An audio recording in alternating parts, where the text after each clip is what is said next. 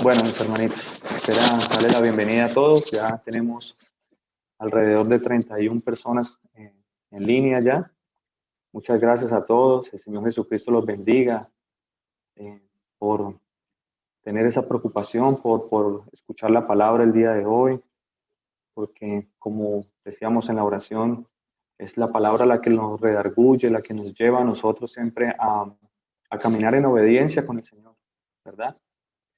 Hoy el Señor ha puesto en mi corazón una palabra de bendición. Por supuesto que siempre es una palabra de bendición.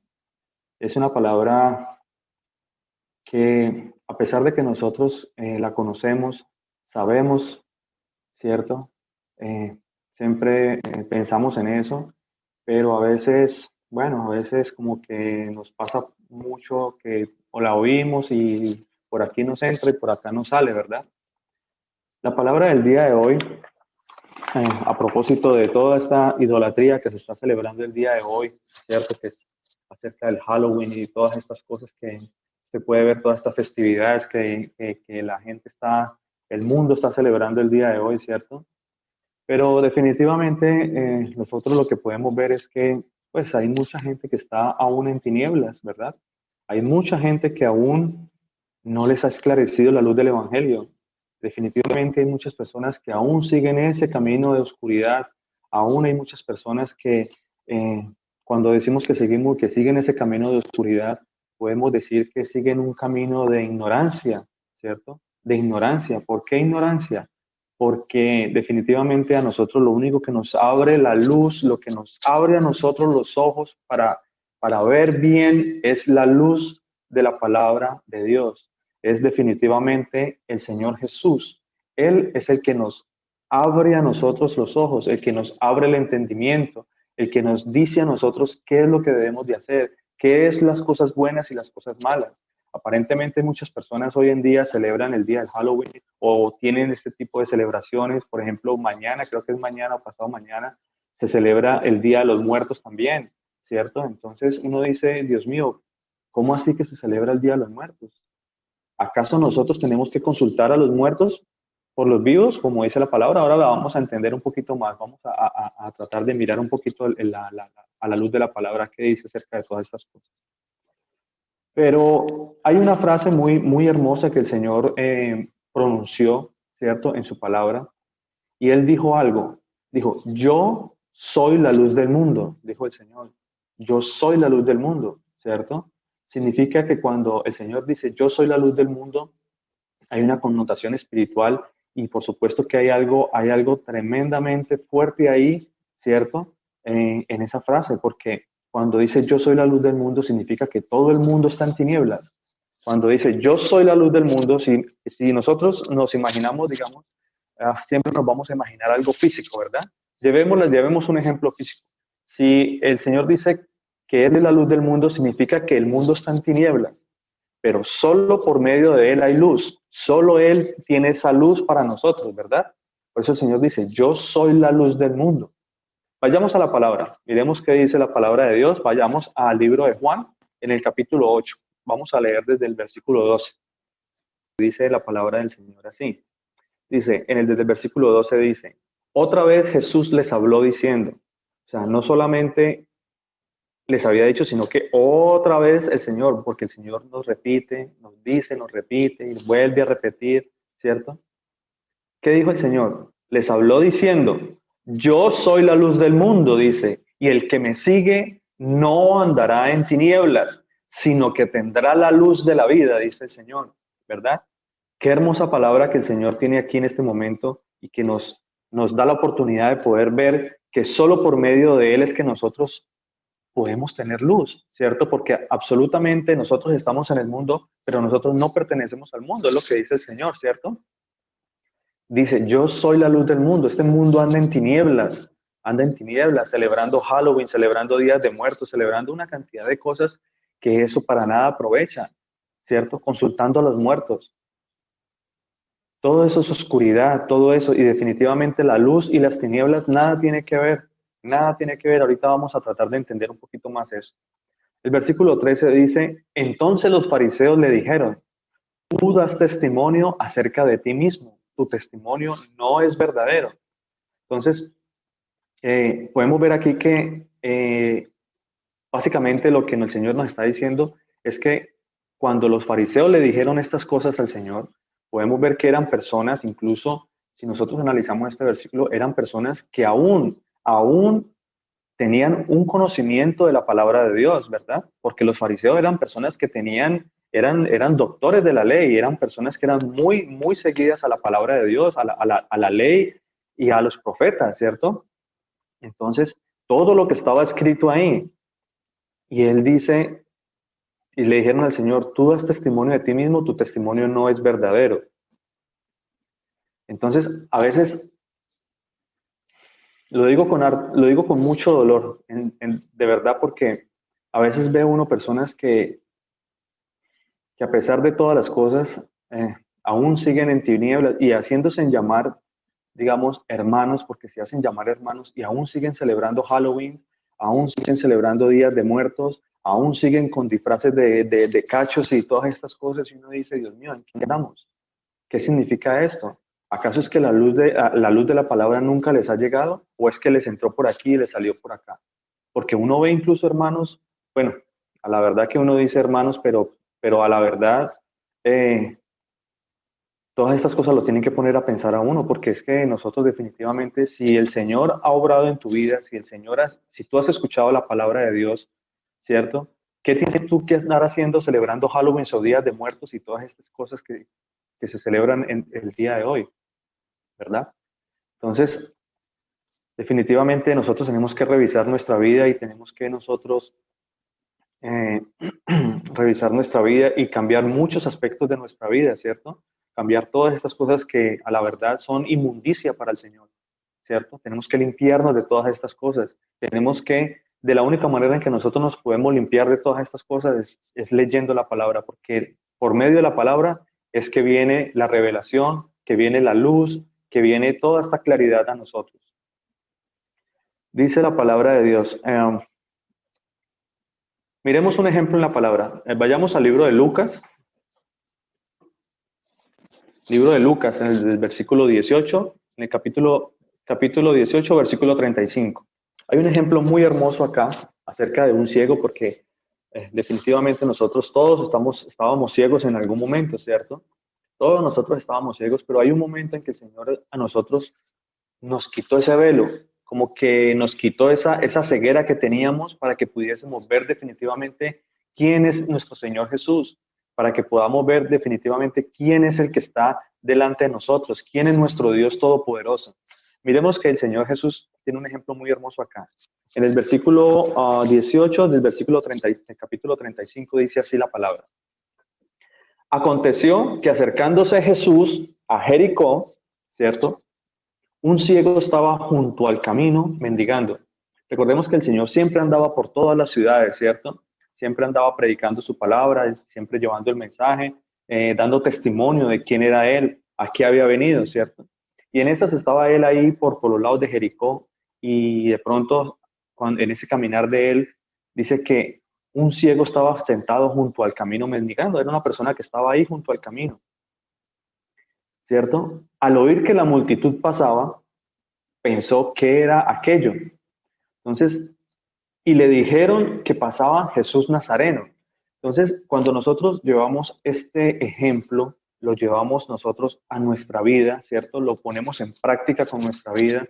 Podemos ver que cuando esta persona, este ciego, nos representa a nosotros en algún momento, ¿cierto?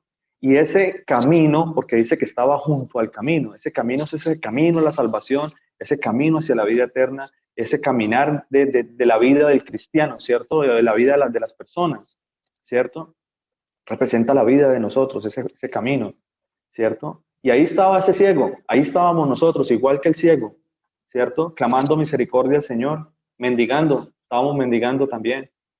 Pero dice que al oír que la multitud pasaba, preguntó qué era aquello, ¿cierto? Y le dijeron que pasaba Jesús de Nazaret. Qué importante que cuando nosotros en este caminar, en esta vida que nosotros tenemos, en algún momento nos hablen del Señor Jesucristo y por supuesto que en algún momento siempre ya las personas que estamos acá y Dios permita que este mensaje llegue a muchísimas otras personas, ¿cierto? escuchen también esto y pregunten qué es lo que pasa, qué es lo que está sucediendo, qué es eso de aquello de Jesús Nazareno, ¿cierto? Que tengamos esa inquietud por conocer y por saber quién es nuestro Señor, quién es ese tal Jesús del que habla tanto la gente, ¿cierto? Dice la palabra en el versículo 38.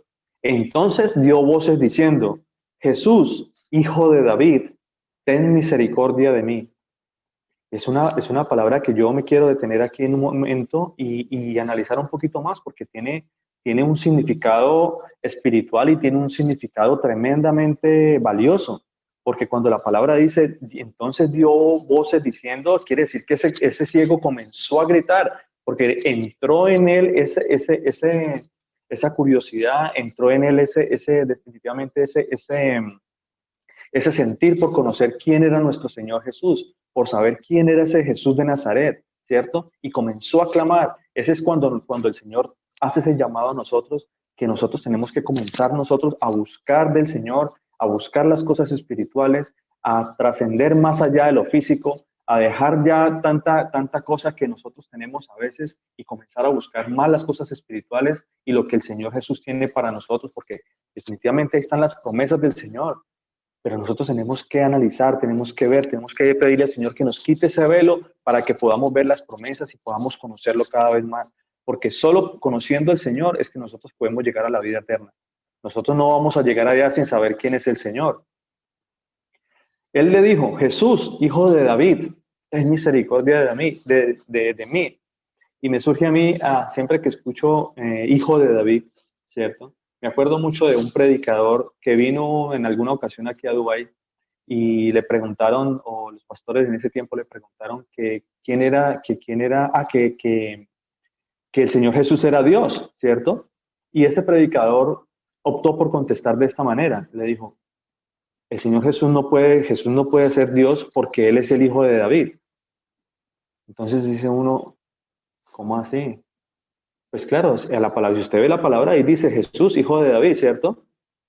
Pero ¿qué hay más allá de ese hijo de David? Porque cuando está diciendo ahí hijo de David, se refiere, por supuesto, a la promesa que el Señor le había hecho, el pacto que había hecho con David, ¿cierto? Está en 2 Samuel 7. Usted lo puede leer, el pacto que hizo con él, y le dijo que del linaje de él iban a ser ese rey, ¿cierto? Del linaje de David.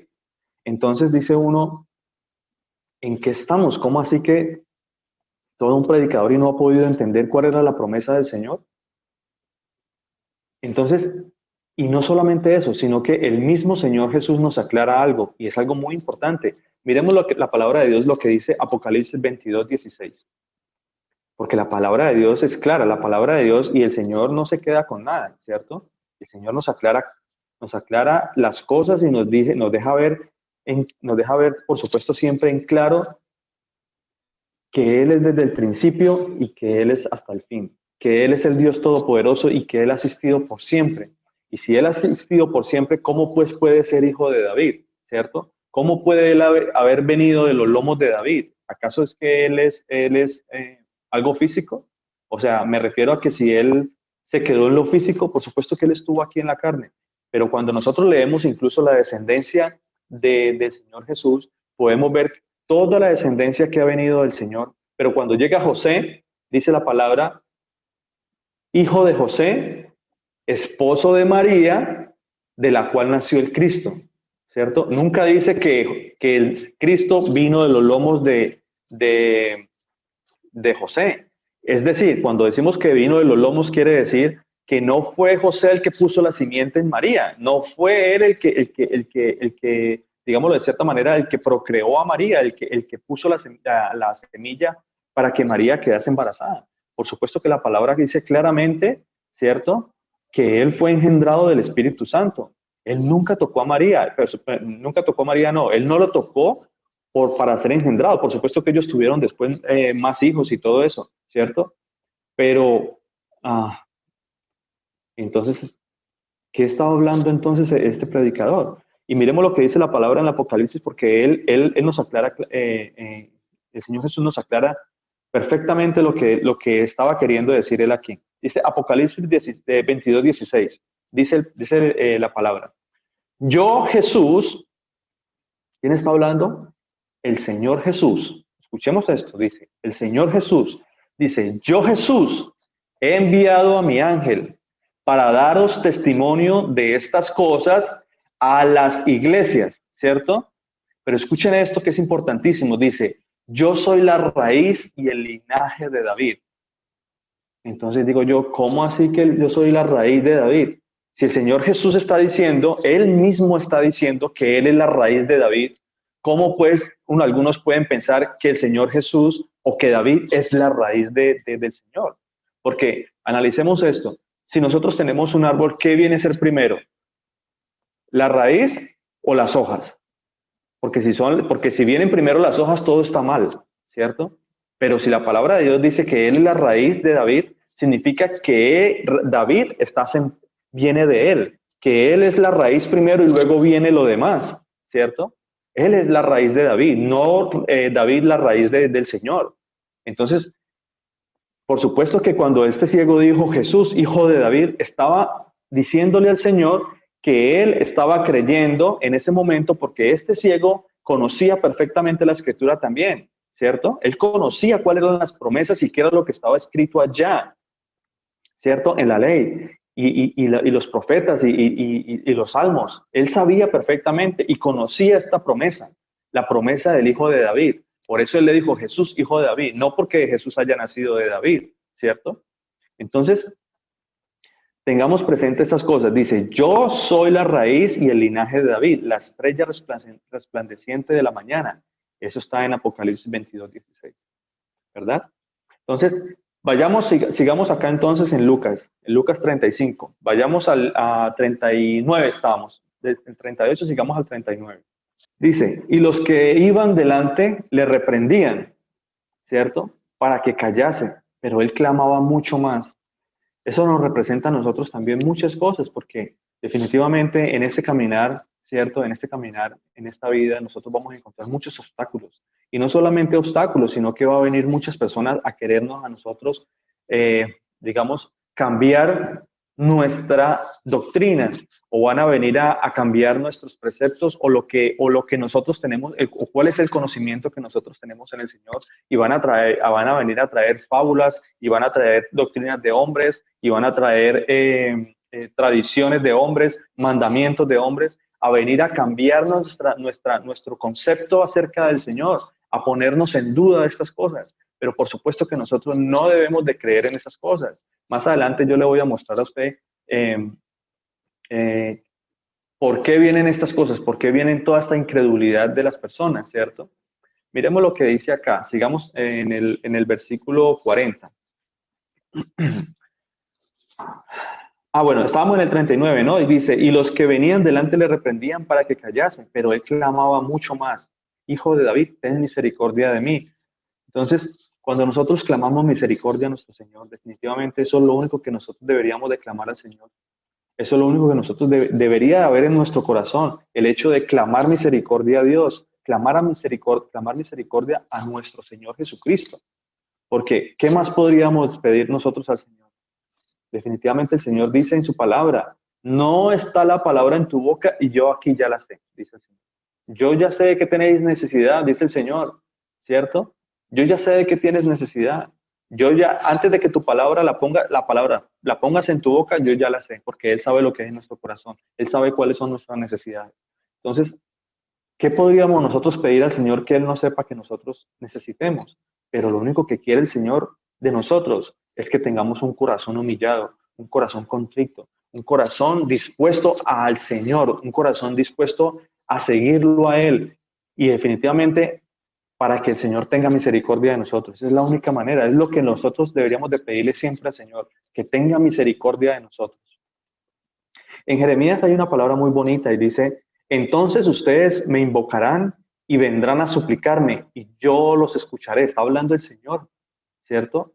Entonces ustedes me invocarán, dice el Señor. Es lo que estaba haciendo este ciego aquí en este momento. Ustedes me invocarán y vendrán a suplicarme.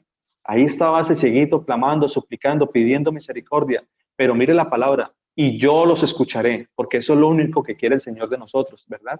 Que clamemos misericordia a Él. Y eso se cumplió Mire lo que dice el versículo 40, dice, Jesús entonces, deteniéndose, mandó traerle a su presencia. Y cuando llegó le preguntó, hay algo que le preguntó el Señor, pero yo quiero que antes de mirar el versículo 41 miremos esto, porque dice que eso le llamó la atención al Señor, que ese cieguito hubiera pedido misericordia, le llamó definitivamente la atención al Señor. ¿Y qué hizo? Causó algo en el Señor, ¿cierto? Que el Señor le escuchara. Jesús entonces, dice, entonces deteniéndose, porque el Señor se detuvo a escuchar a ese cieguito, a escuchar el clamor de ese Señor que estaba pidiendo misericordia y mandó a traerle a su presencia. ¿Ve? Es lo único que quiere el Señor de nosotros para que nosotros podamos hallar gracia y misericordia delante de los ojos del Señor. Pidamos eso, misericordia, dice el Señor. Mire, y cuando llegó y le preguntó, ¿qué quieres que te haga? ¿Qué quieres que te haga? Hermosa pregunta que el Señor tiene para nosotros hoy, ¿verdad? No sé, hermanos, ustedes qué quieren que el Señor les haga el día de hoy. No sé si de pronto alguno quiere abrir el micrófono y decir qué quiere que le haga el Señor. Es una pregunta que el Señor le está haciendo, una pregunta directa a usted. ¿Qué quiere que el Señor le haga a usted hoy, mi hermano o mi hermana? ¿Qué quieres que te haga? Dice el Señor. ¿Alguien que quiera contestar? ¿Alguien que quiera decir qué quiere que le haga el Señor el día de hoy? ¿Qué quieres que te haga? Dice el Misericordia. Señor. Amén, Glorita. Amén. Gloria a mi Señor. Muchas gracias, Glorita. Que tenga misericordia de mí definitivamente, ¿cierto? Es lo que nosotros podríamos tener. Y el Señor dijo, dijo el Señor, diciendo, ¿qué quieres que te haga? Y él dijo, Señor, que reciba la vista. Este señorito estaba pidiendo misericordia. Él lo que quería era que le quitara el velo para poder ver quién era el que estaba ahí al frente, para poder conocer a ese Dios todopoderoso, ¿cierto? Dice, que reciba la vista y escuche lo que él, porque él pudo haber pedido muchas otras cosas, ¿cierto? Él pudo haber pedido, no sé, casa, carro, beca, me imagino, ¿cierto? Pero es que el Señor no era un genio como para que frotar la lámpara y pedirle los deseos. No, el Señor no, él no actúa de esa manera, mis hermanos. Él no actúa de esa manera. El Señor es espiritual y el Señor siempre quiere llevarnos a las cosas espirituales. ¿Por qué? Porque estas cosas que están aquí, estas cosas terrenales, todo esto va a ser destruido. Definitivamente va a haber un momento en que todo esto va a desaparecer, ¿cierto? Jesús le dijo, recibe la vista. Y dice, tu fe te ha salvado. No solamente le dio la vista para que pudiera verlo, para que pudiera reconocer quién es el que estaba al frente, para que poder ver quién era ese Jesús de Nazaret al cual él estaba clamando misericordia. Él quería conocer a ese Dios. Y eso es lo que quiere el Señor de nosotros hoy, que le conozcamos, que sepamos quién es la luz, que nos esclarezca la luz del Evangelio, que nos esclarezca la luz de la palabra de Dios, que nos muestre quién es Él por medio de las Escrituras. Eso es lo que quiere el Señor de nosotros hoy. Y el Señor le dijo, recíbela, tu fe te ha salvado, ¿cierto? Porque es por medio de eso que nosotros recibimos la fe, por medio del conocimiento de Dios. Porque cuando Él le quita el velo definitivamente, ¿cierto? Él estaba clamando que le quitaran el velo, que le quitaran esa ceguera para poder ver, ¿cierto? Para poder seguir en la fe. Dice, tu fe te ha salvado, le dijo el Señor. Y mire lo que dice el versículo 41. Y luego vio y le seguía glorificando. ¿Le vio a quién? Le vio a Dios. Vio a Dios porque automáticamente le quita la vista y no solamente le da la vista para que lo mire, sino que le dice, tu fe te ha salvado. Enseguida lo salvó, le dio salvación. Y este cieguito le seguía su camino, seguía glorificando a Dios, seguía obedeciendo al Señor. Mire, dice, le seguía glorificando a Dios y todo el pueblo, dice, cuando vio aquello, dio alabanza a Dios. Amén. Entonces, pongámonos a pensar y reflexionemos en este momento, reflexionemos en lo que el Señor nos está pidiendo el día de hoy, ¿cierto? ¿Qué quieres que te haga el Señor el día de hoy, ¿cierto? Que me dé su misericordia, que me quite el velo para poderlo conocer cada vez más a Él, para que mi fe sea acrecentada cada día, para que definitivamente por medio de la fe yo pueda llegar allá a la salvación, pueda estar cara a cara frente a Él en algún momento, ¿cierto? Miremos otro ejemplo muy hermoso que está en la palabra de Dios. Miremos Juan capítulo 9, versículo 1. Dice en el versículo 9, al pasar Jesús vio un hombre ciego de nacimiento. ¿cierto? Esta persona nunca había visto nada, esta persona era un ciego de nacimiento. Y le preguntó a sus discípulos diciendo, Rabí, ¿quién pecó? ¿Este o sus padres para que haya nacido ciego? ¿Quién sería que pecó aquí? Jesús le respondió, no es que pecó este ni sus padres, sino para que las obras de Dios se manifiesten en él. Me es necesario hacer las obras del que me envió, entre tanto que el día dura, la noche viene, cuando nadie puede trabajar. Entonces, cuando nosotros vemos aquí que era necesario que él hiciera todas estas cosas, mientras tanto que el día dura, mientras hay luz en el mundo, ¿cierto? Es necesario que se hagan las obras de Dios, mientras tanto que hay luz, mis hermanos, porque va a llegar un momento en que ninguno va a poder trabajar, es decir, ninguno va a poder trabajar en la obra del Señor, ¿verdad? Ninguno va a poder hacer eso ya, porque definitivamente todo esto va a ser destruido en algún momento. Dice el Señor en el versículo 5, entre tanto que estoy en el mundo, luz soy del mundo. Él es la luz, mis hermanos. Él lo dio testimonio claramente acerca de eso, de quién era Él, a qué había venido Él, si no era a esclarecer las tinieblas, porque las tinieblas, este mundo está lleno de tinieblas, este mundo está en tinieblas, pero definitivamente Él es la luz y Él es el que nos abre ese entendimiento y nos abre la claridad para que nosotros podamos conocerlo, podamos conocerlo bien a Él. En Juan, ahí más atrasito en el mismo capítulo de Juan, en el versículo, Juan capítulo 1, versículo 6. Vamos a leer algo porque definitivamente la luz es una sola. El Señor Jesús dio testimonio de que Él era la luz, ¿cierto? Y muchos pueden pensar muchas cosas también, ¿cierto? Pero definitivamente el Señor da testimonio y no solamente da testimonio de que Él era la luz, sino que Él también envió a otra persona para que diese testimonio quién era Él, ¿cierto? Y vamos a ver en este versículo quién fue esa persona para que vino a dar testimonio de quién era nuestro Señor Jesucristo. Juan capítulo 1, versículo 6, dice la palabra de Dios, hubo un hombre enviado de Dios, el cual se llamaba Juan. Este era Juan, ¿cierto? Y ya estaba escrito también que esta persona había venido a dar testimonio de la luz también. No que él era la luz, sino que había venido a dar testimonio. Sigamos leyendo. Dice, este vino por testimonio para que diese testimonio de la luz, a fin de que todos creyesen por él. No era él la luz, sino para que diese testimonio de la luz. Aquella luz verdadera que alumbra a todo hombre venía a este mundo, dice el Señor.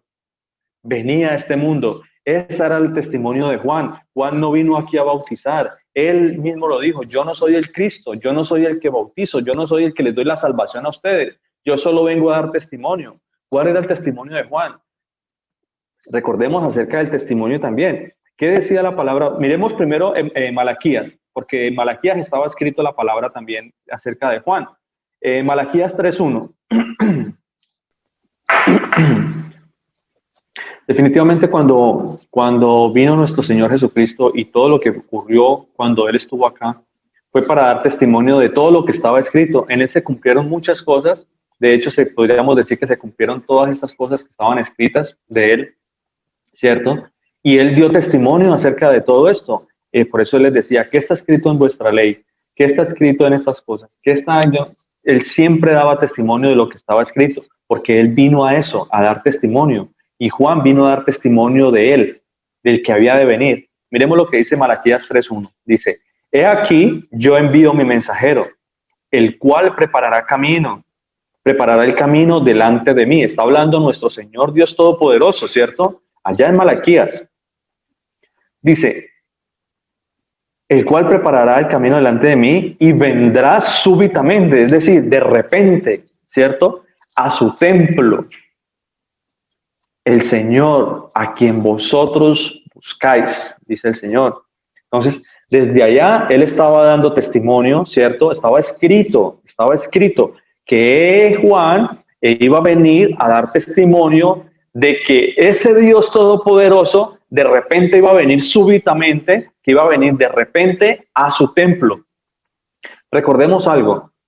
¿Ustedes se acuerdan cuando el Señor Jesucristo dijo, destruid este templo, ¿cierto? Y en 3 días lo reconstruiré. Pero dice la palabra de Dios, eso está en Juan 2:19 para el que lo quiera leer. Dice, destruid este templo y en 3 días lo reconstruiré. Pero él no hablaba del templo, él hablaba de él mismo, él hablaba del cuerpo, él hablaba de su cuerpo. Por lo tanto, podemos ver, incluso también lo podemos ver ahorita, les voy a mostrar cómo dice el Señor, que Él es el templo de Dios, ¿cierto? Él es el tabernáculo de Dios aquí en la tierra, ¿cierto?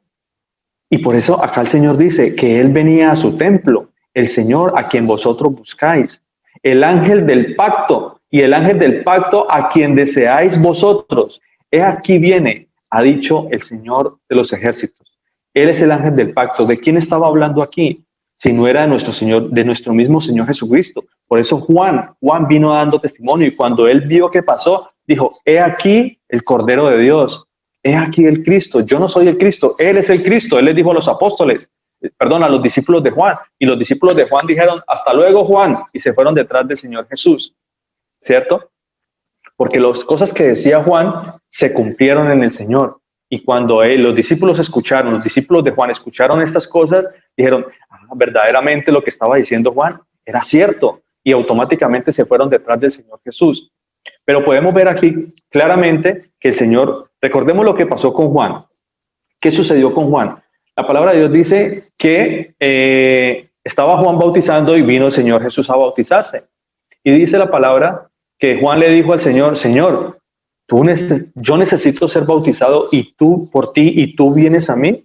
Y el Señor le dijo, deja así, porque así conviene que cumplamos toda justicia, ¿cierto? Así conviene que cumplamos toda justicia. Y dice que los cielos se abrieron y descendió el Espíritu Santo y se posó sobre el Señor Jesús. Ese era el testimonio de Juan.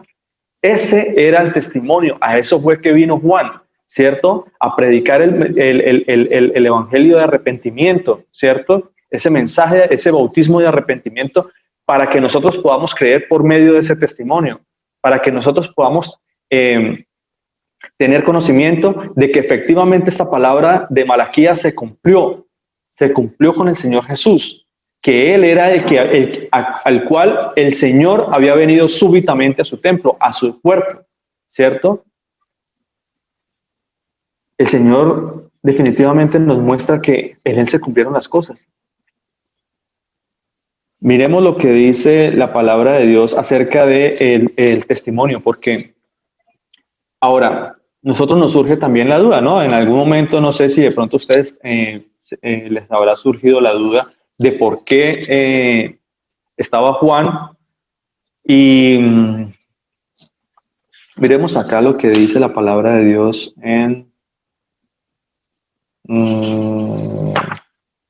¿qué lo dice?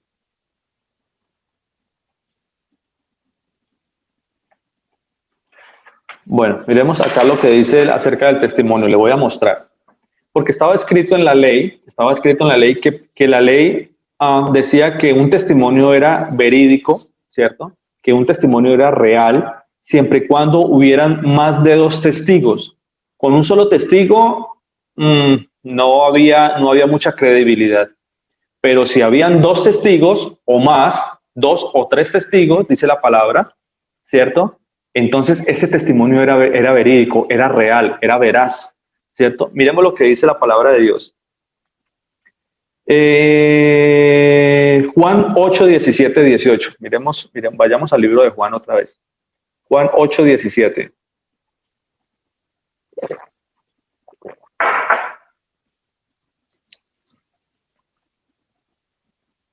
Ese testimonio es muy importante, mis hermanos, porque esa palabra que está escrita en Malaquías 3.1 nos dice a nosotros claramente que esa palabra se cumplió, que se cumplió en el Señor Jesús, que el mismo Señor, el Dios Todopoderoso, iba a venir de repente a su templo, ¿cierto? Pero Él no vino al templo de Salomón, ¿cierto? Él no vino a ese templo que estaba allí, porque Él sí fue, pero a darles madera. Recuerden lo que Él hizo allá cuando fue al templo y vio a todos los cambistas y a todos haciendo mercadería en todo su templo, y cogió y volteó la mesa de los cambistas y volteó y regó todas esas cosas que estaban ahí, ¿cierto? Y el Señor los reprendió fuertemente, los amonestó por haber hecho el templo, ¿cierto? Inmundicia, estaba lleno de mercadería, lo habían hecho, mejor dicho, lo habían vuelto nada. Pero esas cosas son espirituales también, porque definitivamente nosotros somos el cuerpo de Dios. El Señor dice que nosotros somos templo del Espíritu Santo. Y si nosotros lo tenemos inmundo, si nosotros lo tenemos lleno de mercaderías y de cosas del mundo, ¿cierto? Y definitivamente nosotros no hemos limpiado nuestra vida todavía. El Señor nos va a dar madera, nos va a dar rejo, así como fue allá a los fariseos y les volteó la mesa a los cambistas y les dijo de todo allá, ¿cierto? Eso mismo va a pasar si nosotros no limpiamos el templo de nosotros, que es el templo de nosotros. Este cuerpo físico es el templo de nosotros, es el templo del Espíritu Santo, lo dice la palabra de Dios. Miremos lo que dice el testimonio. Dice el testimonio en Juan 8, 17, 18, dice. La conversación que tenía aquí el Señor Jesús con los fariseos, ¿cierto? Dice, y en vuestra ley está escrito que el testimonio de dos hombres es verdadero. Dice el Señor, yo soy el que doy testimonio de mí mismo y el Padre que me envió da testimonio de mí, ¿cierto? Entonces, cuando nosotros automáticamente nos ponemos en ese escenario, en el momento en que se da esa majestuosidad, ¿cierto? De que se abrieron los cielos, dice la palabra, se abrieron los cielos y descendió el Espíritu Santo y se posó sobre el Señor, ¿cierto? ¿A quién se le dio la potestad de hacer eso? Si no era el mismo que estaba escrito ahí, el que estaba anunciado, que era al único que se le había dado la potestad de hacer eso, que era a Juan. Juan fue el único que tuvo la potestad y el privilegio y la virtud de ver al Espíritu Santo, abrirse los cielos, descender al Espíritu Santo y posarse sobre el Señor Jesús. Él fue el único que tuvo la potestad. Por eso Juan tenía, digamos, él tenía unas condiciones especiales cuando él vino acá, cuando él estuvo en la tierra, ¿cierto? Y durante toda su vida, él tenía incluso prohibido comer ciertas cosas, ¿cierto? Y la comida de él era solamente langostas y miel silvestre, ¿cierto? Dice la palabra de Dios. Pero cuando nosotros nos preguntamos qué razón tiene de que él tuviera una dieta especial, por decirlo así de cierta manera, tuviera una dieta especial, ¿cierto? Era para que él tenía prohibido tomar vino, para que su testimonio fuera totalmente cierto, ¿cierto? Y nadie tuviera que decirle a Juan, no, pero es que este está lleno de mosto, porque sabían que Juan era profeta y sabían que Juan nunca había tomado ni siquiera una copa de mosto o una copa de vino, ¿cierto? Juan nunca lo hizo. Por eso el testimonio de Juan era tan importante, porque Juan dio testimonio de eso, de que se cumplió la potestad de Dios de haber venido desde el cielo a la tierra y haberse posado sobre el Señor. Ese era el testimonio de Juan. Por eso la palabra de Dios dice claramente. Y miremos el versículo 19, ¿qué era lo que estaba escrito, en Deuteronomio 19, qué era lo que estaba escrito en la ley? Porque el Señor les nombró aquí en Juan 8, 17 dice claramente, y en vuestra ley está escrito, ¿cierto? En vuestra ley. Miremos qué era lo que estaba escrito entonces en vuestra ley. En la ley del Señor. Deuteronomio 19, 15.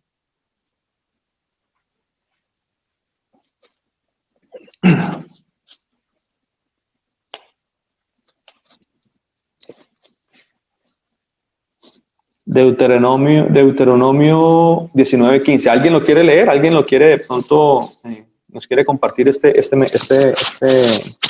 versículo? Yo, pastor, buenos días. Bueno, gracias, mi hermano Willington. El Señor Jesucristo me lo bendiga. Gracias, pastor. Bueno, Deuteronomio 19:15. Ajá. No se tomará en cuenta, perfecto, no se tomará en cuenta a un solo testigo contra ninguno en cualquier delito ni en cualquier pecado, en relación con cualquier ofensa cometida. Solo por el testimonio de 2 o 3 testigos se mantendrá la acusación. ¿Sigo? Amén. Ahí está bien, mi hermano. Muchas gracias. Solo era como para que tuviéramos certeza de lo que dice la palabra de Dios, de lo que dice la ley, ¿cierto? Porque el Señor les nombró la ley. Le dijo, ¿qué está escrito en vuestra ley? ¿Cierto? Y lo que estaba escrito en nuestra ley era eso. Porque ellos le decían, tú das testimonio de tú mismo. Tu testimonio no es verdadero, ¿cierto? Y el Señor le dijo, mi testimonio es verdadero porque doy testimonio de mí mismo y mi Padre que está en los cielos da testimonio de mí. Y eso fue lo que se presentó allá en el bautismo del Señor, cuando se posó el Espíritu Santo sobre Dios, sobre nuestro Señor Jesús. ¿Qué fue lo que sucedió ahí? Se escuchó la voz del cielo que dijo, este es mi Hijo amado, en él tengo complacencia. Eso fue lo que dijo el Señor, ¿cierto? Pero ¿por qué esa voz habló? ¿Por qué se escuchó esa voz desde el cielo? ¿Cierto? ¿Y por qué el Señor Jesús estaba dando testimonio? Porque estaba cumpliendo la ley, porque Él no vino a abrogar la ley, Él vino a cumplirla. Y Él dijo, esa voz que está en los cielos, mi Padre da testimonio de mí y yo doy testimonio de mí. Y además de todo, Juan también la dio. Entonces ya se cumplió la ley ahí, ya se cumplió lo que estaba escrito en vuestra ley que les estaba diciendo a ellos, que el testimonio de 2 o de 3. Ahí está, ahí se cumplió, ¿cierto? Por eso el testimonio de que el Señor Jesús es Dios es verídico. Es claro, es veraz, no hay nada más verídico en este mundo que esa verdad tan absoluta de que el Señor Jesús es nuestro Dios, que el Espíritu Santo de Dios, que Él traspasó los cielos y se posó sobre el Señor, ¿cierto? Bueno, vayamos por acá a... ¿Dónde estábamos? Bueno, ya habíamos hablado acerca de Malaquías también y habíamos dicho que en el Señor Jesús se cumplió todo prácticamente, ¿cierto? Miremos lo que dice la palabra de Dios en Colosenses 2:16. Porque, bueno, definitivamente nosotros cuando miramos al Señor Jesús y Él decía, porque está escrito y yo vine porque a dar cumplimiento y todas esas cosas se cumplieron en el Señor, en él se cumplieron. Recordemos lo que dice la palabra, el Señor dijo que le decía a Moisés, haz esto y haz lo otro, porque esto es sombras de lo que ha de venir, ¿cierto? Miremos lo que dice Colosenses 2:16. ¿No tienes micrófonos bloqueados? Por tanto, hermano, buenas noches. Buenas noches, mi hermano. ¿Cómo está, Guillermo? Señor Jesucristo lo bendiga. Bendiciones y Colosenses 2:16. Por tanto, nadie os juzgue en comida o en bebida o en cuanto a días de fiesta, luna nueva o días de reposo. El 17 también, mi hermano, que ese es el que dice. Todo lo cual es sombra de lo que ha de venir, pero el cuerpo es de Cristo. Amén, amén. Gloria a Dios. Entonces, cuando nosotros miramos esto y el Señor dice que nadie os juzgue por bebidas, por comida o por días de fiesta, luna nueva, días de reposo, cuando nosotros vemos estas cosas, nosotros decimos, ¿por qué el Señor les nombró todo eso? ¿O por qué el Señor, por medio del apóstol Pablo, estaba nombrando todas estas cosas? ¿Cierto? Porque los fariseos, ellos aún siguen en sus tradiciones, aún siguen celebrando cosas que anteriormente se celebraban, pero que eso ya dejó de ser. Esos eran mandamientos de hombre que ellos habían impuesto a las personas, a los hombres, para seguir. Pero eso ya definitivamente las sombras, como dice el Señor, todo lo cual es sombra de lo que ha de venir, pero el cuerpo es de Cristo. Y resulta que cuando nosotros vemos ciertamente con más profundidad lo que dice ahí, les voy a leer lo que dice esta versión. Dice, en el versículo 17 dice, estas eran solo como sombras del que había de venir, es decir, Cristo. Ya ahí cambia totalmente las cosas, ya porque cuando nosotros vemos las sombras de lo que ha de venir, pero el cuerpo es de Cristo, como que no nos deja a nosotros muy clara el concepto ahí, ¿cierto? Pero cuando nosotros leemos que estas eran como sombras del, no dice de lo que había de venir, porque entonces cuando decimos de lo que había de venir es como que si vinieran muchas cosas a la vez, ¿verdad? Pero decimos del que había de venir, es decir, Cristo. Entonces ya a nosotros nos deja bien claro, ¿cierto?, que todas estas cosas se cumplieron en el Señor. Recordemos qué fue lo que se cumplió básicamente, o qué es de lo que estamos hablando. El Señor Jesús es la luz, ya lo dijo, ¿cierto? El Señor Jesús es el que nos quita el velo. Recordemos algo primeramente. ¿Qué era lo que el Señor le había mandado a hacer a Moisés? Él le mandó a construir el templo, ¿cierto? El tabernáculo. En el tabernáculo estaba el lugar santo, el lugar santísimo, el lugar donde se celebraba, donde estaban los sacerdotes, y el lugar donde solo entraba el sumo sacerdote a expiar al pueblo por los pecados, a hacer el sacrificio, a regar la sangre del cordero sacrificado, ¿verdad? Ahí estaba la luz, el menorá, que era la luz que alumbraba, porque incluso la luz del menorá tiene una connotación especial también, porque ellos tenían ahí el menorá, solo ese menorá, esa luz se prendía solo con un aceite que era ungido, ¿cierto? Era ungido y ese aceite duraba 8 días, el proceso de unción de ese aceite para que ese aceite durara, ¿cierto? Porque en el templo, pues por supuesto que no había luz eléctrica, no había motobombas ni nada de esas cosas, no había electricidad, pero entonces estaba el menorá, y el menorá es lo que usaban ellos para alumbrar el tabernáculo del Señor o el templo del Señor en ese momento. Estaban también los panes de la preposición, ¿cierto? La mesa de Salomón, estaba la mesa y ellos ponían los panes ahí que tenían una representación también. Ahí entraba el sumo sacerdote, ¿cierto? Ahí se hacía la expiación de los pecados por los pecados del pueblo. Entonces, cuando nosotros vemos todas estas cosas y nosotros decimos y pensamos en el Señor y lo que el Señor hizo acá por nosotros, y nosotros decimos, automáticamente pensamos que todo eso se celebró y todo eso se cumplió en el Señor. El Señor es la luz, ¿cierto? Él es la luz, Él es el que quita el velo, Él es el que hizo el sacrificio por nosotros, Él es el sumo sacerdote, ¿cierto que sí? Él es el Cordero de Dios. En Él automáticamente se cumplieron todas las cosas. Por eso es que el sacerdocio ya no se cumple como tal, porque ya no hay sumo sacerdote. Ya el sumo sacerdote, esa orden levítica ya quedó abolida. Esa orden levítica ya el Señor hizo ese cambio en la orden levítica, porque ya Él vino a tomar posesión de sumo sacerdocio. Él fue el que murió por nosotros, Él fue el que se hizo pecado, Él fue el que se hizo cordero, Él fue el que derramó la sangre por nosotros, Él hizo el más perfecto sacrificio por nosotros, porque los sacrificios que hacían los sacerdotes en ese tiempo, a la verdad, eran hombres débiles, ¿cierto? Como dice la palabra, eran hombres débiles, y ese sacrificio que se hacía, eso era algo ineficaz, ¿cierto? ¿Por qué? Porque ese sacerdocio o ese sacrificio que se hacía, ese sacerdote era ciertamente humano y ese sacerdote moría, pero entonces venía otro y tomaba otra vez el sacerdocio, y entonces cada año se celebraba, el sacrificio para perdón de los pecados, pero ese sacerdote moría y volvía y ponía otro. Entonces, ¿qué validez tenía eso? Por eso el Señor viene y Él toma posesión de como sumo sacerdote y nos da el más hermoso sacrificio que puede hacer alguien por nosotros, que es nuestro propio Dios Todopoderoso vino a morir por nosotros y para que pudiésemos tener salvación y pudiésemos estar con Él.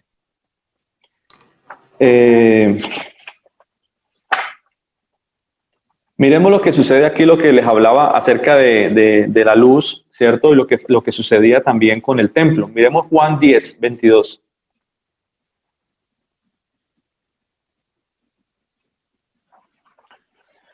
Miremos lo que sucedió acá, Juan 10, 22. En algún momento les había hablado también acerca de la fiesta de la dedicación, ¿cierto? Les había hablado acerca de la fiesta de la dedicación, porque la fiesta de la dedicación es un ritual, es una fiesta, es una celebración que hacen los judíos, ¿cierto? Hacen los judíos, y ellos, para ellos eso es la fiesta de las luces. Y el Señor Jesús se presentó ahí en el templo y le dijo, yo soy la luz. Él les estaba diciendo ahí en ese momento que ellos estaban en el templo celebrando la fiesta de la dedicación, como dice en el capítulo 10, en el capítulo 10, versículo 22, dice que ellos estaban celebrando en Jerusalén la fiesta de la dedicación. La fiesta de la dedicación es la fiesta de las luces. Ellos celebran, ya les voy a explicar, en algún momento lo hicimos, pero vamos a recordar un poquito acerca de esto. La fiesta de la dedicación. Dice la palabra, celebrarse en Jerusalén en la fiesta de la dedicación era invierno y Jesús andaba en el templo por el pórtico de Salomón, ¿cierto? Y le rodearon los judíos y le dijeron, ¿hasta cuándo nos turbarás el alma? Y si tú eres el Cristo, dínoslo abiertamente. Jesús le respondió, os lo he dicho y no creéis. Las obras que yo hago en nombre de mi Padre, ellas dan testimonio de mí, pero vosotros no creéis porque no sois de mis ovejas. Como os he dicho, mis ovejas oyen mi voz y yo las conozco y me siguen. Y yo les doy vida eterna y no perecerán jamás, ni nadie las arrebatará de mi mano. Mi Padre que me las dio es mayor que todos y nadie me las puede arrebatar de mi Padre, de la mano de mi Padre. Y aquí hay algo muy importante, algo que yo quiero hacer énfasis en esto, y dice, yo y el Padre uno somos, dice la palabra de Dios, uno somos. Pero resulta que cuando nosotros miramos los originales de este versículo, podemos ver algo muy claramente, y es que ese somos, hay una palabra, el original de esa palabra es una palabra que se dice del griego eimi. Eimi significa ser. Yo existo, yo soy. Nunca habla de algo singular, de algo plural. Siempre habla de un pronombre personal en primera persona. O sea, siempre habla de un pronombre, ¿cómo le digo? Un pronombre propio, ¿cierto? Entonces la palabra que dice ahí es, yo y el Padre uno soy. Yo y el Padre, yo soy. Está diciendo el Señor ahí, ¿verdad? Pero algunos que definitivamente tuercen la escritura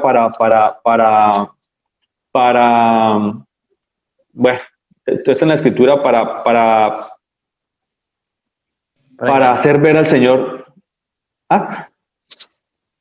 Tuercen la escritura para hacer ver siempre al Señor como una segunda persona, o como el que está el chico más joven ahí, y el Señor y nuestro Dios Todopoderoso, entonces el más viejito con barba, ¿cierto? Y el Señor Jesús es más joven, y entonces está sentado ahí en una silla al lado, ¿cierto? Toda esta cuestión de la Trinidad es algo que ha causado definitivamente mucho daño en las personas, pero a veces se pregunta uno por qué están estas cosas, ¿cierto? Y definitivamente la pregunta no es por qué están ahí, por qué estas cosas están o por qué existen. La pregunta es por qué aún están, por qué aún siguen ahí, ¿cierto? ¿Por qué estas cosas se dan? Miremos, bueno, antes de seguir ahí, yo les voy a contar un poquito más acerca de lo que es la fiesta de la dedicación, porque esta fiesta de la dedicación es algo muy importante para los judíos. Resulta que ellos celebran, esto es como cierta celebración judía, más bien navideña, si les digo la verdad. Porque cuando nosotros vemos, y ustedes pueden ver lo que es la fiesta de las luces y todas estas cosas, estas personas, estos judíos, incluso ponen hasta árboles navideños y los decoran con luces. Imagínense hasta el punto que ellos han llegado. No creen en el Señor, pero celebran Navidad. Imagínense, pues.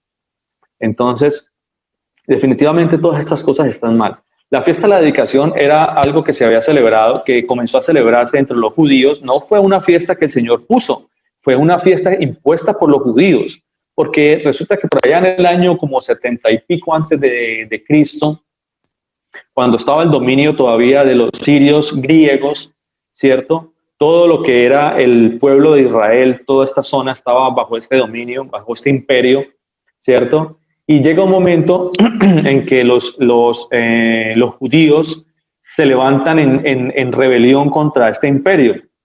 Resulta que ellos, los judíos, los griegos y los sirios, ellos tenían por costumbre comer carne inmunda, y ellos habían profanado el templo, ellos habían metido otros dioses y todo eso.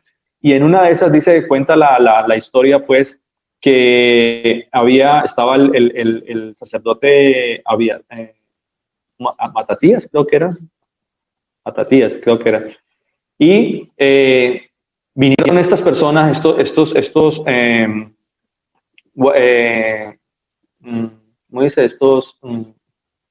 personas que estaban ahí en ese momento de los griegos, y le estaban obligando a él a hacer sacrificio de un cerdo en el templo. Por supuesto que él se negó de estas cosas, y entonces hubo una persona ahí, uno de los judíos que estaban reunidos ahí, que se ofreció voluntariamente a hacer el sacrificio por el sacerdote, el sacerdote Matatías, creo que era, no recuerdo bien. Bueno, el caso es que él estaba en ese momento como sacerdote y él se negó profundamente a hacer ese sacrificio. Y entonces vino un voluntario y dijo, no, yo lo hago. Y cuando él se ofreció y lo iba a hacer, este sacerdote cogió, sacó una espada, le quitó una espada a uno de los soldados que estaba ahí y mató al judío y enseguida mató a varios de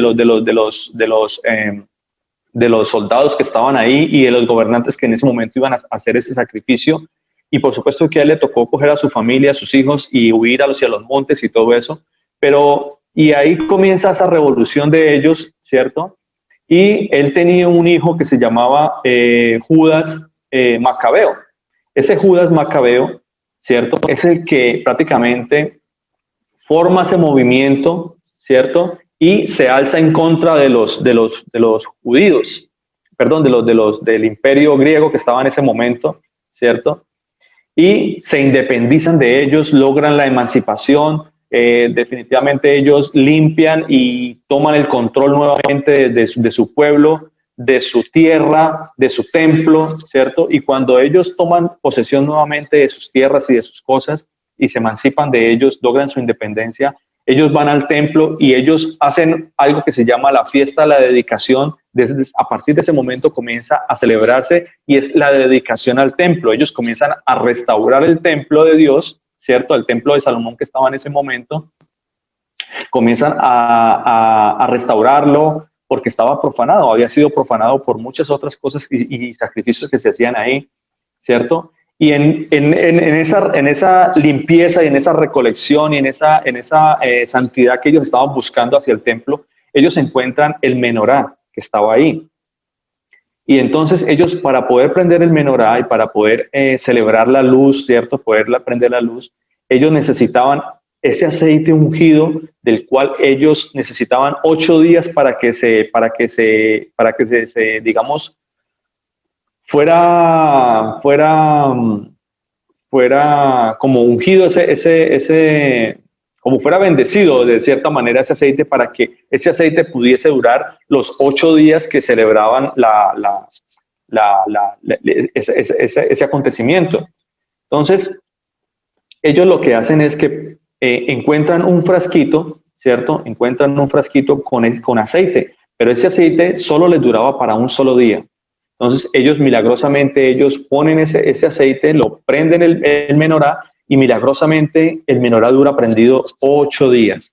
Entonces ellos se inventan otra cosa, ¿cierto? A partir de ese día, dando agradecimiento a Dios por haberles devuelto, digamos, de cierta manera el templo y por hacer un homenaje a ese milagro que se dio en ese momento. Ellos instituyen lo que es la fiesta de la dedicación. Pero en esa fiesta de la dedicación ellos ponen otra cosa que se llama el Hanukkah y se inventan otro menorá, pero ya no de 7 brazos, sino de 9 brazos. Y ese menorá de 9 brazos es lo que ellos tienen ahora como símbolo de lo que se hizo en ese momento, que es la fiesta de la dedicación, o lo que ellos le llaman la fiesta del Hanukkah o el menorá Hanukkah, que eso es lo que ellos le llaman más básicamente. Pero ellos estaban celebrando esa fiesta, estaban celebrando la fiesta de las luces y el Señor se les presentó ahí en el templo, de cierta manera diciéndoles, ustedes no tienen que celebrar ninguna fiesta porque yo soy la luz, yo soy la luz. ¿Qué luz están celebrando ustedes si es que yo soy la luz de este mundo? ¿Cierto? Pero él dio testimonio acerca de la luz y nadie le creyó. Ellos, por lo menos los fariseos, no le creyeron, ¿verdad? Entonces, bueno, son cosas que... un poquito de historia para entender muchas cosas que están ahí también, la fiesta de la dedicación y el Señor nos muestra también qué fue lo que sucedió con todas esas cosas. Vayamos a Juan capítulo 12, en el versículo 44. ¿Alguien quisiera leer ese versículo? Juan capítulo 12, versículo 44. Y otra persona pudiéseme colaborar también con Juan capítulo 9, versículo 5.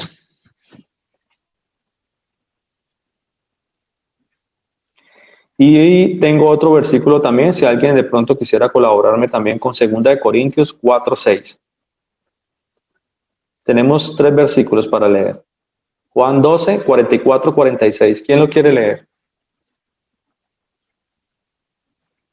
¿Alguien que lo quiera leer? Amén. Gracias, Gracelita. El Señor Jesucristo la bendiga. Juan 12, 44 y... 46, hasta el 46, sí. Bueno, la palabra del Señor dice: Jesús clamó y dijo: el que cree en mí no cree en mí, sino en el que me envió. Y el que me ve, ve al que me envió. Yo, la luz, he venido al mundo para que todo aquel que cree en mí no permanezca en tinieblas. Amén. Amén. Gloria a Dios. Así es.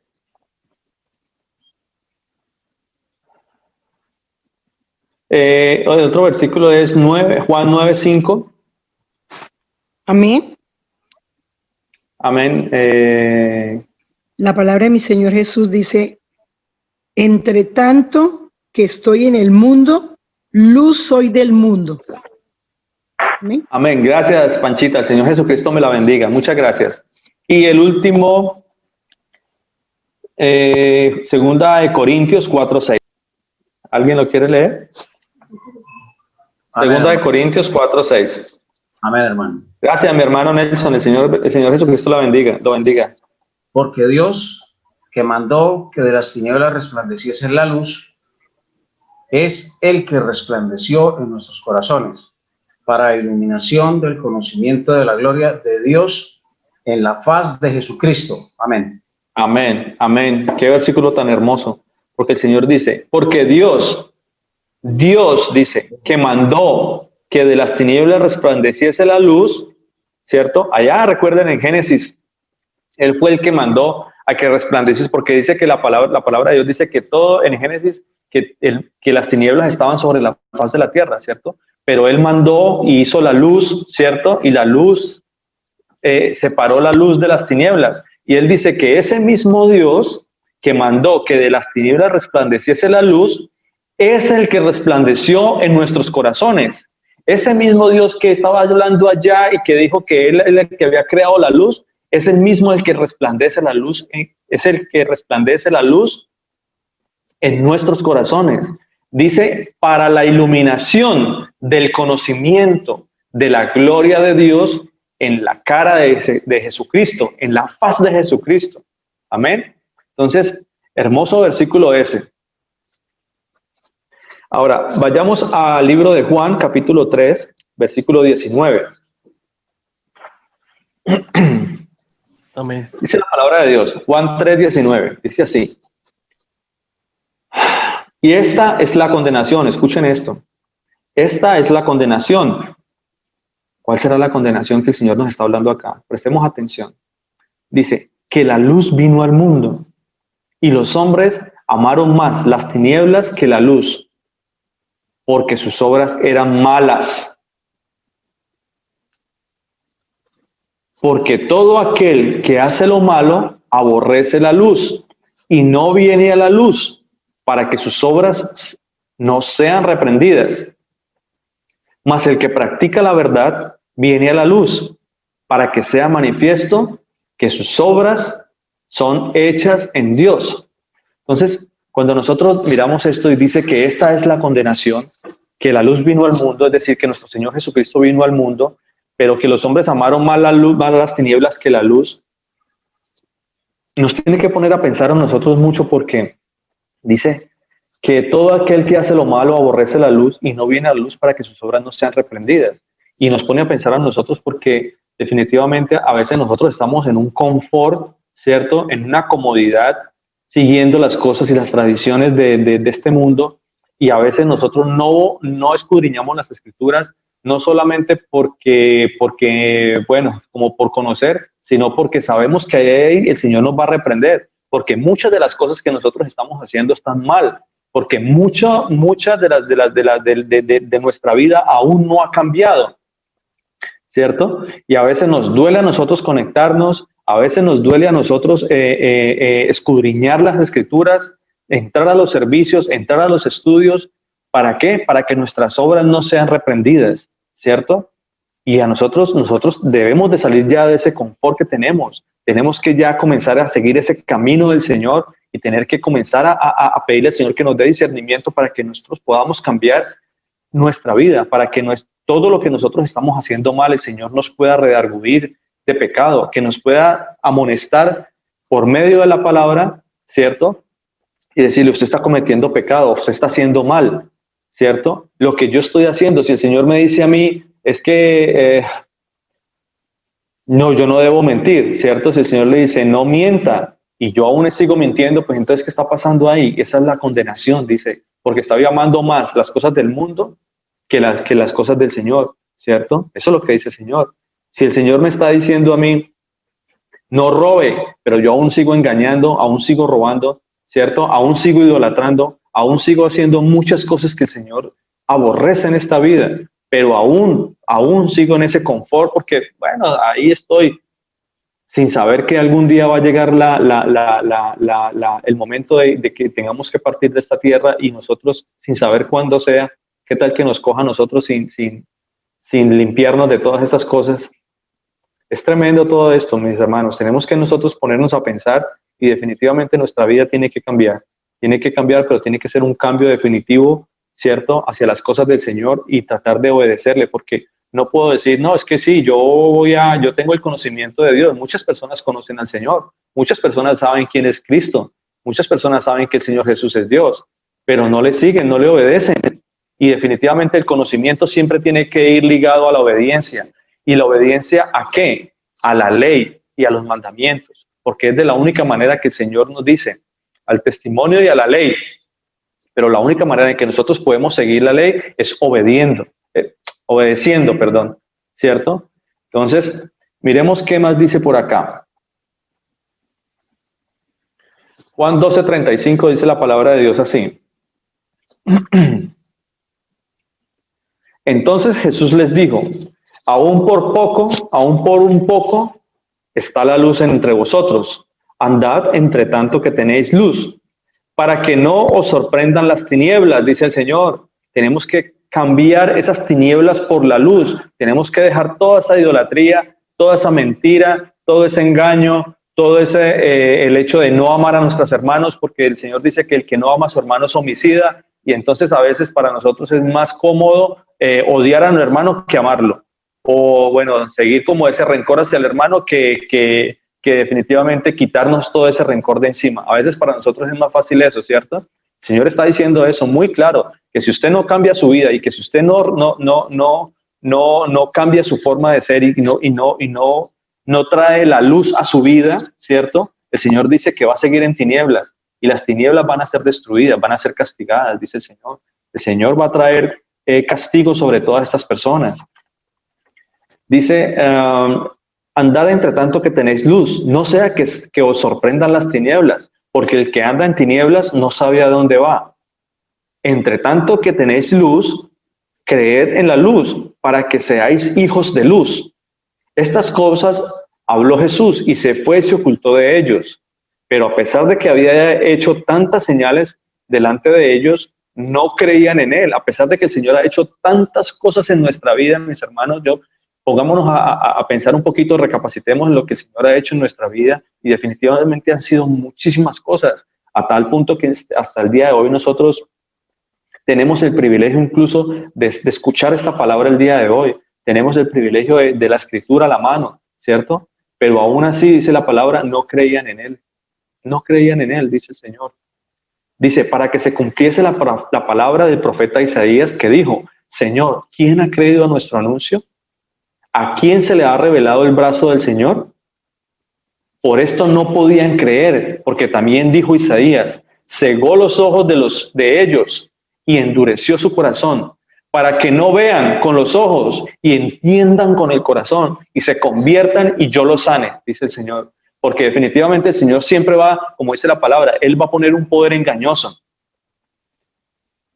Recapacitemos y pidamos al Señor misericordia para que ese poder engañoso que Él va a poner allá, para que no creamos a la verdad, no esté en nosotros, mis hermanos. Para que nosotros podamos cambiar nuestra vida, para que podamos tener una obediencia hacia el Señor. Porque si el Señor me dice algo, yo tengo que obedecerlo, tengo que honrar a mi Padre, ¿cierto? Isaías dijo, esto cuando vio su gloria y habló acerca de él. Con todo esto, dice, aún los gobernantes, muchos creyeron en él, pero a causa de los fariseos no lo confesaban para no ser expulsados de las sinagogas. Y esto nos pone a nosotros a pensar que definitivamente muchas personas han creído en el Señor, pero el hecho de no ser expulsados, ¿cierto?, de las iglesias por causa de esa verdad que está en ellos, porque definitivamente si creyeron a la verdad y están callados para que no ser expulsados, porque muchas iglesias son trinitarias, ¿cierto? Y la gente quiere pertenecer más a un club, ¿cierto? A una sociedad, quiere pertenecer a un grupo religioso, ¿cierto? Que definitivamente que esté la verdad en ellos. Yo me acuerdo, mis hermanos, cuando en algún momento nosotros pertenecíamos a una denominación allá en Bogotá, ¿cierto?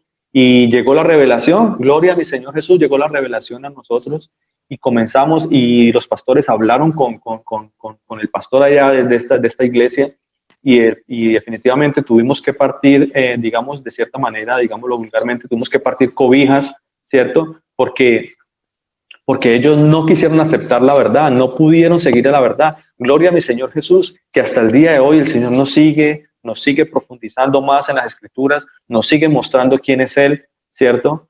Pero en algún momento llegaron esas personas y nos dijeron, bueno, ya ustedes entonces ya no van a pertenecer más, y nos echaron, prácticamente nos echaron.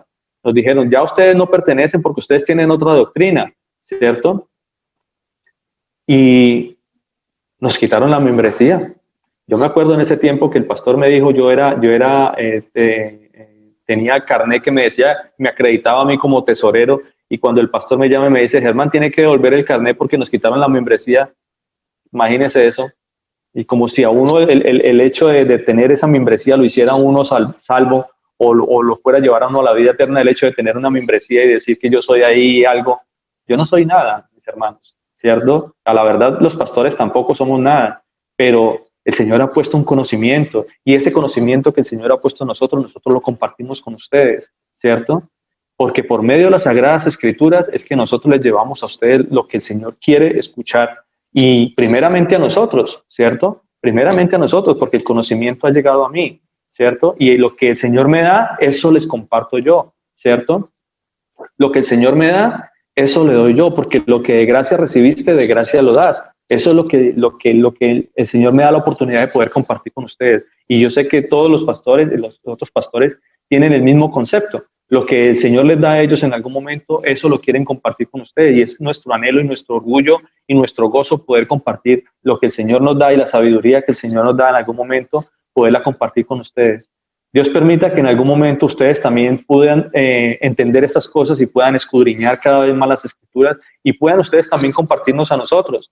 Que lo que el Señor les dé a ustedes no lo compartan solamente con nosotros, sino con toda la iglesia, con todas las personas, para el conocimiento, y que todos podamos llegar al conocimiento pleno de quién es nuestro Señor Jesucristo.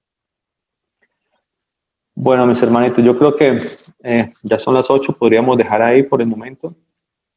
Yo espero en la voluntad del Señor que este mensaje haya sido de gran bendición para nosotros, no solamente para mí, sino para ustedes también.